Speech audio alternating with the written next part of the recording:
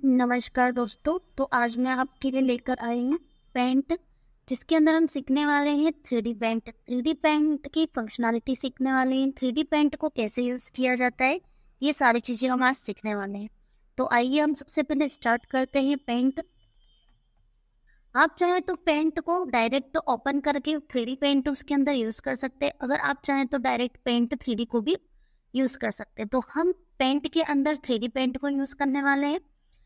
तो ये देखिए, हमने जैसे कि MS पेंट को ओपन किया है। अब यहाँ पे एक साइड में ऑप्शन आता है एडिट विद पेंट 3D। इसे हम 2 बार क्लिक करेंगे तो ये एडिट पेंट ओपन हो जाएगा। इस तरीके से कुछ पेंट का ऑप्शन दिखता है। यहाँ हम न्यू पे क्लिक करते हैं क्योंकि हम एक न्यू प्रोजेक्ट पे काम करने जा रहे हैं। जैसे कि मेरे पास ये एक कैनवास ओपन हो चुका है। अब हम सारी फंक्शनैलिटी को 1 बाय 1 सीखेंगे। सबसे पहले हम हमारे जो कैनवास है इसे हम कैनवास बोलते हैं, जिस पर हम पेंट करते हैं। इस कैनवास को हम सबसे पहले इसकी विड्थ और हाइट को बढ़ा लेते हैं।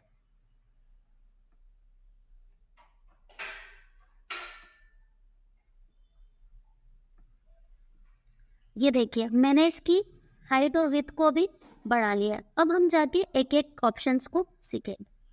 सबसे पहले यहाँ पे एक्सपेंड मेन्यू आता है, यानी कि मेन्यू बार आता है। मेन्यू बार के अंदर बैक बटन का प्रेस होता है। न्यू यानी कि जब भी आपको नया कैनवास पर पेंट करना हो तो आप न्यू पर क्लिक करके नए कैनवास को लेके आ सकते हैं। ओपन में अगर आप कभी भी कोई फाइल आपकी पहले से सेव है जिस पर आप काम करना चाहते हैं तो आप ओपन पर क्लिक करके चेक कर सकते हैं। इंसर्ट यानी कि आप किसी फाइल को यहाँ पे इंसर्ट करना चाहते हैं और उस पर काम करना चाहते हैं तो आप यहाँ से अपने ओल्ड पेंट को इंसर्ट कर सकते हैं। ये देखिए, जैसे ही मैंने इंसर्ट पर क्लिक किया इसने मेरे अपने फाइल मैनेजर यानी कि माय कंप्यूटर के अंदर पहुंचा दिया है। यहाँ से मैं कोई पिक्चर सिलेक्ट करके उस पर वर्क कर सकती हूँ। इसी के साथ नेक्स्ट ये ऑप्शन देता है प्रिंट का। अगर मेरी अपनी पेंट कंप्लीट हो चुकी है तो मैं इस पर प्रिंट निकाल सकती हूँ। फिर आता है अगर मेरी कोई पेंट कंप्लीट है, मेरी पेंट को सेव करके मुझे किसी को शेयर करना है तो मैं यहाँ से शेयर कर सकती हूँ। सेटिंग का ऑप्शन है जो कि अभी आपके लिए वक्त नहीं है। आगे बढ़ते हैं हम इसमें हमारे कुछ दूसरे ऑप्शंस पे। ये देखिए, यहाँ पर एक सिलेक्ट का ऑप्शन है जिस पर लिखा हुआ है सिलेक्ट अ 3D ऑब्जेक्ट और press and hold then drag to select a rectangular area. यानी कि जब भी कोई आप किसी एरिया को सिलेक्ट करते हैं, उसे क्रॉप करना चाहते हैं तो आप क्रॉप कर सकते हैं। उसको सिलेक्ट करके इस तरीके से आप किसी भी ऑब्जेक्ट को साइड बाय साइड कर सकते हैं। इसी के बाद यहाँ पर दूसरा ऑप्शन आता है क्रॉप का, यानी कि आपने जब यहाँ इमेज बनाई है आप किसी को क्रॉप करना चाहते हैं तो आप क्रॉप कर सकते हैं। अगर हमें पीछे की तरफ जाना है तो आप सभी जानते हैं Ctrl Z को हम फिर से प्रेस करेंगे, और हमें आगे की तरफ जाना है तो Ctrl Y को हम प्रेस करते हैं। अभी मैंने Ctrl Z प्रेस किया है क्योंकि मुझे अपने कैनवास पर वापस आना था। इसके बाद यहाँ पर थर्ड ऑप्शन दे रखा है मैजिक सिलेक्ट, जिस पर लिखा है lift an object out your image. यानी कि आपकी जो भी बैकग्राउंड पर इमेज है उसको सिलेक्ट करके आप उसको एडिट करना चाहते हैं तो आप इस तरीके से कर सकते हैं। ये देखिए, यहाँ पे मैंने अभी कैनवास को फुल किया है और अभी मैं कोई इमेज यहाँ पर मेरे पास है नहीं। इसी के बाद हमारे थर्ड टिक्स देखते हैं। यहाँ पे एक मिनिमाइज का ऑप्शन होता है, एक मैक्सिमाइज का ऑप्शन होता है, क्लोज का ऑप्शन होता है। यहाँ कुछ टूल्स दे रखे हैं जो हम 1 बाय 1 सीखने वाले हैं।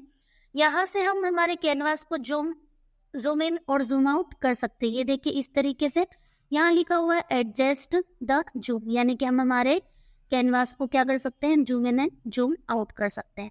हम जब किसी 3D व्यू में देखना चाहते हैं तो हम 3D व्यू में देख सकते हैं। ये देखिए, हमारा कैनवास थोड़ा इस तरीके से हो गया है, यानी कि 3D व्यू में ये दिखने लगा है।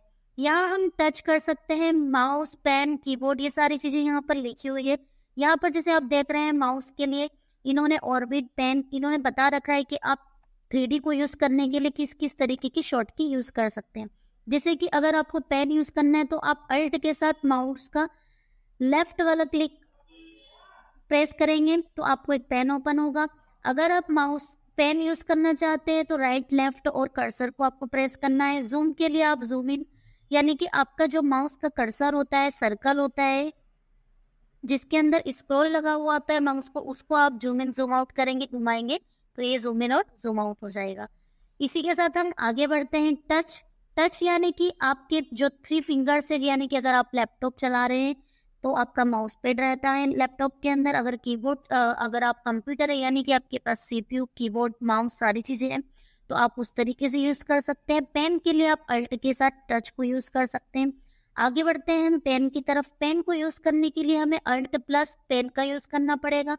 कीबोर्ड को यूज़ करने के लिए हम कीबोर्ड में कौन कौन से ऑर्बिट, पेन, जूम, रीसेट करने के लिए हमें कंट्रोल के साथ चारों एरोज आप जैसे जानते हैं उन्हें प्रेस करना है। अल्ट पेन के लिए चारों एरोज को यूज़ करना है।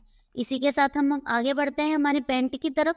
सबसे पहले यहाँ पे एक ऑप्शन दे रखा है जिसके अंदर दे रखा है ब्रशेस। ब्रशेस को यूज़ करने के लिए 3D पेंट में डिफरेंट टाइप के ब्रशेस यूज़ होते हैं। जैसे यहाँ पर लिखा हुआ है मार्कर। मार्कर मुझे यहाँ पे मैं अपने अकॉर्डिंग मार्कर को यूज़ कर सकती हूँ। मैं जो चाहूँ लिखना चाहूँ लिख सकती हूँ। मैं अगर किसी अदर कलर से लिखना चाहती हूँ तो मैं अपने इस अकॉर्डिंग अदर कलर से लिख देती हूँ। जैसे मैंने यहाँ पे एस लिखने का ट्राई किया है बट मैं शायद अच्छे से नहीं लिख पाई हूँ। मैं अभी सिर्फ आपको सिखा रही हूँ, पहले सारी फंक्शनलिटी हम लोग सीखेंगे, उसके बाद एक हम परफेक्ट वाला वीडियो बनाएंगे, परफेक्ट एक पेंट बनाएंगे। ये देखिए मार्कर अलग अलग मार्कर से, जैसे ये कैलीग्राफी पेन है, इसके बाद है oil brush, water colour, pixel pen, pencil, eraser, crayon, spray can, fill. यानी कि यहाँ पे अलग अलग डिफरेंट टाइप के ब्रश है। ये